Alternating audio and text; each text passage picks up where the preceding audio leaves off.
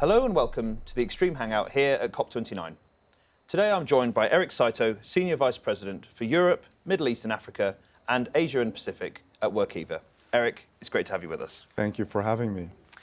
So first question, Eric. How do you define value creation in a way that encompasses not just financial returns for investors, but also benefits for other stakeholders such as employees, the community and customers? Yes, I think value creation is now multidimensional. It used to be single-dimensional, focused on the interest of a single stakeholder, the shareholder, which used to be measured in the present value of free cash flows. But multidimensional means that you have to think about how that value is created for all the other stakeholders. And that means it's not just the interest of the shareholders through the increase in the stock price, for example. It's also how we're taking care of and investing in employees for their growth, for their compensation, right? Investing in the communities where we do business, and also, of course, the environment, which affects everyone. And how do those evolving regulations and compliance standards around particularly sustainability affect the way a company strategizes for value creation? Yeah, in fact, I look at regulation like CSRD as being an opportunity for companies. It's an opportunity for companies to actually instill change and invest in a sustainable way to create value.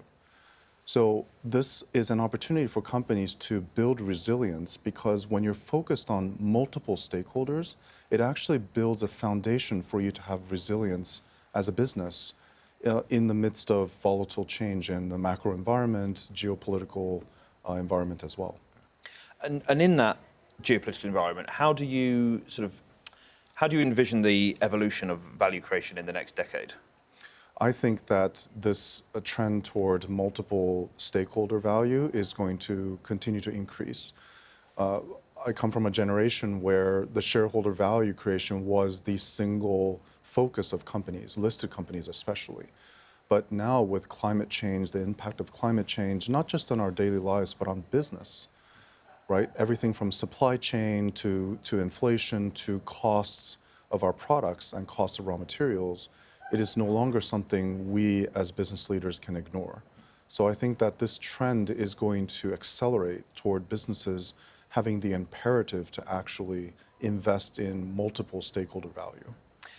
And how much of a role does that expectation from stakeholders play in guiding sustainability strategy? I think that the stakeholders make it very clear.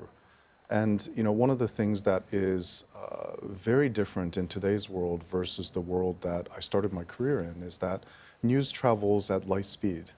So, as I tell people all the time, every single person in your community, your employees, your customers are now amateur photojournalists, right?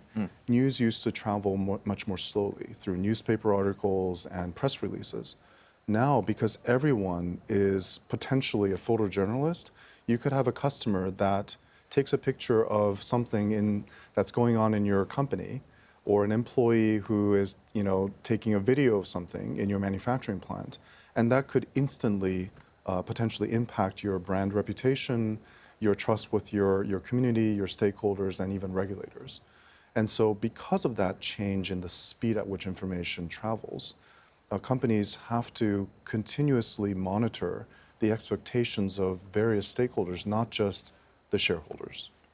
You've listed there two possibly kind of negative impacts of that. Are there any positive ways in which that relationship between stakeholder expectation and sustainability can also have a positive impact on the bottom line, on those kind of shareholder expectations? Absolutely. I think transparency enables companies to build trust with their stakeholders, right? And what that means is you can communicate with confidence about the plans that you as an organization have to invest in a sustainable environment, a greener world, right, through your business.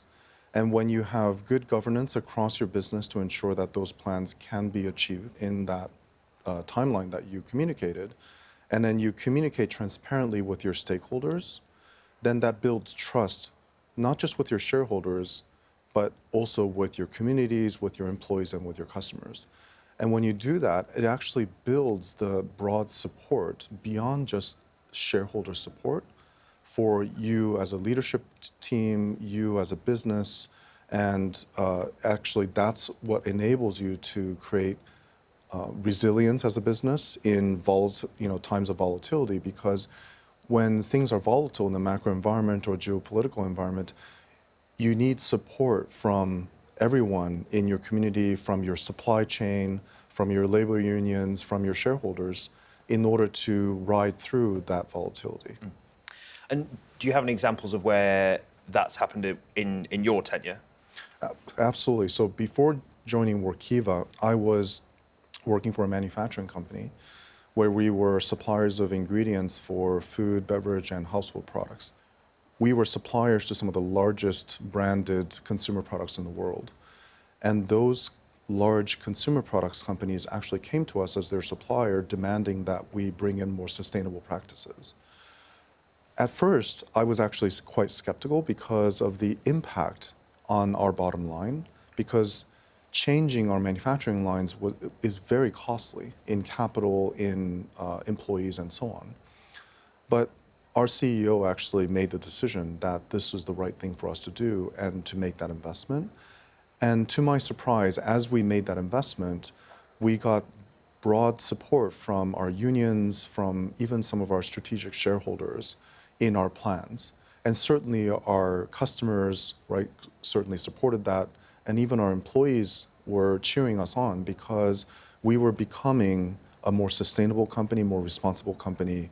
And we ended up getting net gains in just a few years and becoming the clean label supplier choice for our largest consumer products customers. You talked there about how the supply chain can sort of incentivize and demand better sustainability practices. What about cultural change within an organization? How can that foster better sustainability? Absolutely. I think it's one thing for a CEO or the executive team to say what our strategy is to become a sustainable company. It's quite another for the entire organization to support that strategy. So how do you ensure that? You ensure that by instilling that cultural change within the company to help the employee base understand why we're doing this, why we are going to make these investments, and what's in it for every single member of the company in supporting the strategy of becoming more sustainable. It creates value, as I said earlier, for all stakeholders, including the employees that are going to support us in that transition. So if they can see from leadership, transparent communication, that what's in it for you is we're going to be able to invest in you, invest in your growth as our employees. We're going to be able to invest in the communities that support us in our business. We're going to be able to invest in the environment that supports us in transitioning into a greener future. So when you're able to explain that, that instills a cultural change that provides that broad support you need for the company to be successful in that sustainable value creation. That's fascinating. And just to round off, then I guess is what advice you'd give to future or current CFOs about how to really integrate that sustainability practice into their financials within a company? My advice to CFOs is to invest in innovation. We are so used to, as CFOs, doing manual work because it's something that we've become used to. The tools that were available decades ago were not really conducive to automation. But in today's world, a lot of technology is available, like Workiva, that enables companies to transition innovatively to a sustainable future. So my advice to CFOs is invest in innovation so that you can understand your current state with assured data, with confidence, with better governance, so that you can ensure that the plans that you communicate to your stakeholders, you have a very strong sense of how you're going to achieve that. You have good governance across your organization and trust in your data because of technology like Workiva. Well, I think that's fantastic positive advice to end on. Eric, thank you very much. Thank you so much for having me.